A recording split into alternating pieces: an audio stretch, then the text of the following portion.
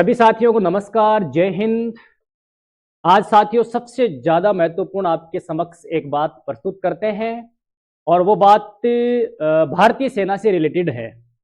हमारे गांव के 4 मुख्य तौर पे नौजवान सेलेक्ट हुए हैं, उनमें से 2 मेरे पास में अभी मौजूद हैं। उन 2 को भी मैंने सूचना भेजी थी कि आप है चाणक्य क्लासेज में आइए ताकि हम आपका एक साक्षात्कार करें, एक इंटरव्यू लेवें और आपकी जो सफलता है उसके बारे में आपसे पूछें। तभी मैंने एक छोटी सी हेडलाइन बनाई है और वो यह है कि सफलता की कहानी इन वीरों की जुबानी, यानी ये वीर भारतीय सेना में जाएंगे और भारतीय सेना में जाकर संपूर्ण विश्व में अपना पराक्रम, अपना साहस, अपनी वीरता, और कहा जाता है कि भारत की जो सेना है विश्व में सबसे शक्तिशाली सेनाओं में से गिनी जाती है। मेरे साथियों, मेरे साथ राकेश सिंह शेखावत और मेरे साथ गजराज सिंह राठौड़, और एक तरफ शेखावत साहब है, एक तरफ राठौड़ साहब है, और शुभम सिंह शेखावत और अनुष, एक कैंडिडेट अनुष है, वो भी भारतीय सेना में सेलेक्ट हुए हैं। वो दोनों आ नहीं पाए क्योंकि समय की व्यस्तता के कारण उनका बिजी शेड्यूल है और अभी उनको तैयारी करनी है क्योंकि उनका ज्वाइनिंग लेटर है वो लगभग आ चुका है। तिथि भी निर्धारित हो चुकी है कि हमें बहुत जल्द ट्रेनिंग में जाना है। तो सबसे पहले आप दोनों को बहुत बहुत बधाई, हार्दिक शुभकामनाएं। छोटी सी कम उम्र में ही इन्होंने वो सफलता प्राप्त की है जो हर एक भारतीय युवा का सपना होता है कि मैं भारतीय सेना में जाऊं, भारतीय सेना में जाकर अपने पराक्रम का, अपने साहस का प्रदर्शन अवश्य करूं। तो मेरी तरफ से है चाणक्य क्लासेज की तरफ से आप दोनों को असीम शुभकामनाएं।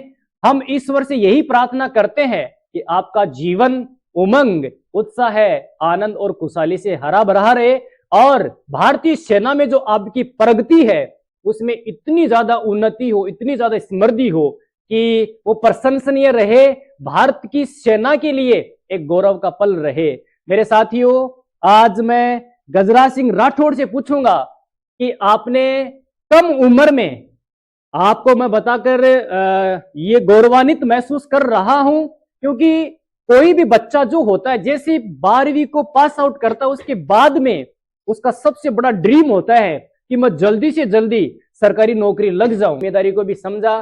तो गजराज सिंह जी, आप हमें ये बताइए आपका जन्म कब हुआ?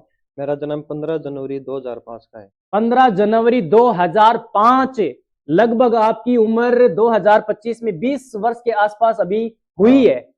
और आपने ग्रेजुएशन में मैंने 12th पास की हुई है और मेरा अभी सेकंड सेमेस्टर चल रहा है। सेकंड सेमेस्टर चल रहा है, अभी 12th पास आउट ही। मतलब आप सोच के देखिए, कोई भी स्टूडेंट जैसे ही 12th पास करता है उसके तुरंत बाद में वो सोचता है कि मुझे जल्द से जल्द गवर्नमेंट जॉब मिल जाए।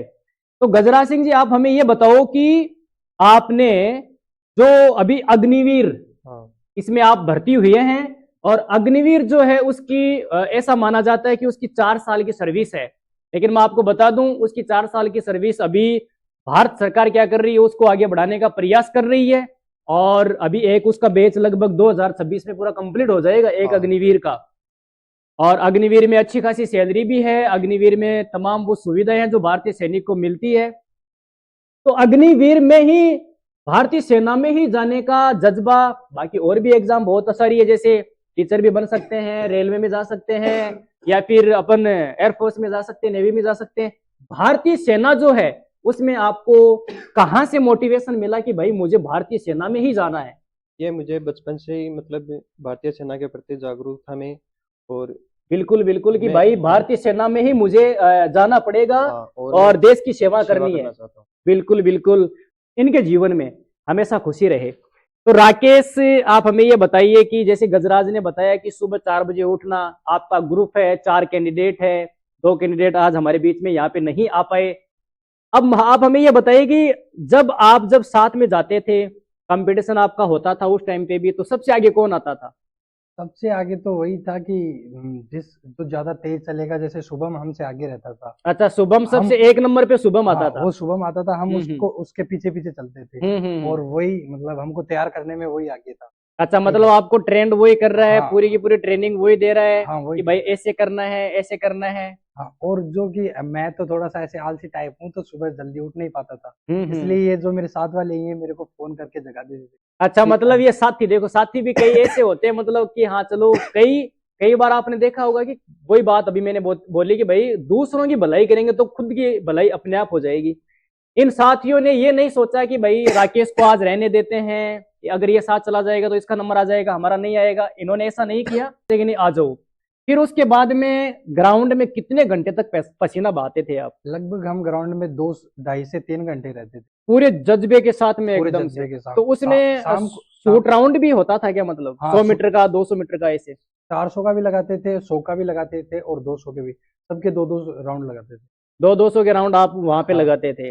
फिर उसके बाद में फिजिकल की अन्य एक्टिविटीज जैसे डिप्स जैसे निकालना है, पुलअप लगाना, डिप्स लगाना, और हम्म, पेट की एक्सरसाइज भी। थोड़े बहुत जैसे प्रोटीन युक्त कोई चीजें खाना, उनको आप कैसे मेंटेन करते थे? कई लोगों का मानना ऐसा है कि भाई जो मांसाहारी है वही ताकतवर हो सकता है। मेरे को ऐसा लगता नहीं, कि आप उसके नजदीक नहीं जाते हैं, दोनों ही? नहीं नहीं, हम मांसाहारी तो है ही नहीं। बिल्कुल। बस ओनली एक तो केले का जूस पीना दूध के हम्म। साथ, और भिगो के चने खाना, बस यही प्रोटीन है मतलब हमारा आप तो। चने खाकर भी अपनी ताकत को मेंटेन रख सकते हैं और भारतीय सेना की दौड़ को पार कर सकते हैं, मौजूद है। फिर उसके बाद में घर आने के बाद में आपकी कौन सी एक्टिविटीज रहती थी? सुबह दौड़ के आने के बाद में मैं बस मेरे कॉलेज आता था, जहाँ से मेरे जीके जीएस की तैयारी हो गई थी, हम्म। और मैथमेटिक्स मैंने घर पे ही पढ़ ली थी, वो मैंने यूट्यूब से कर ली थी। भाई ऑनलाइन का आपने अच्छा उपयोग किया, सदुपयोग किया, और ऑनलाइन के माध्यम से इसने रिटर्न जो एग्जाम है उसको क्या हाँ किया, क्रैक किया।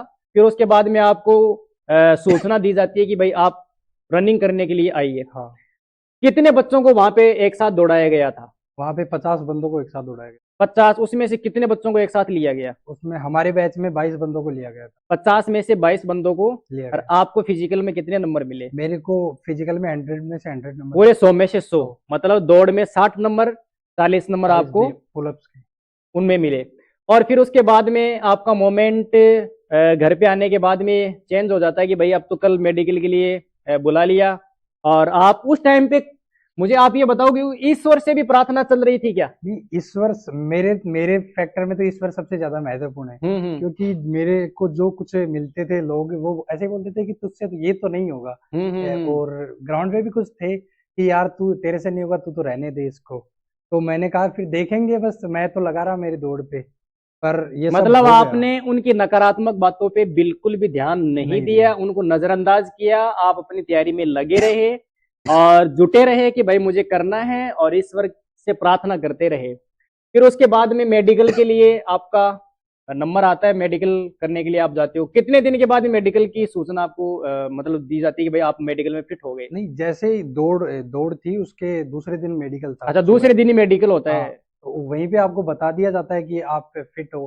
फिट होते हैं उनको तो रेसिप्ट नहीं देते, और जो अनफिट होते हैं उनको एमएच के लिए केस वो देते हैं, अच्छा, रेसिप्ट। जिनको रेफर कर दिया जाता है कि भाई आप यहाँ पे चले जाइए, आप में रेफर, ये हाँ। है, ये है, तो वो वहां से मतलब तुड़वा भी सकते हैं हाँ, उसको उनको 1 डॉक्टर महीने से? का टाइम मिलता है। अच्छा अच्छा, आपके तो कोई दिया नहीं नहीं नहीं, मतलब? हम ग्राउंड फिट है।